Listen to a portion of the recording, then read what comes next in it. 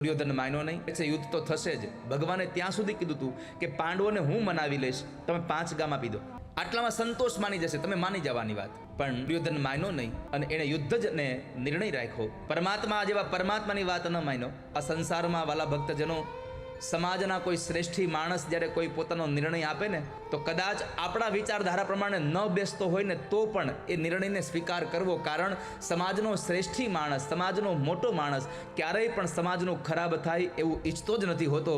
કદાચ આપણી વિચારધારા એની સાથે મેચ ન થતી હોય એટલે આપણને એમ લાગતું હોય કે આ વિચાર ખોટો છે, પણ ખરેખર તો એમાં એનું હિત જ થતું હોય. સમાજનું હિત કરનારા માણસોની વાત સમાજના નાના માણસોએ સ્વીકારવી જોઈએ, એની ઉપેક્ષા ન કરવી જોઈએ. ભગવાન જેવા ભગવાનની વાત ન માન્યો, પછી શું થયું? પરમાત્માને કહે હાલો આપણે બપોર થયા જમી લઈએ. ભગવાન ના પાડી દીધી, હું તારી ઘરે નહીં જમું.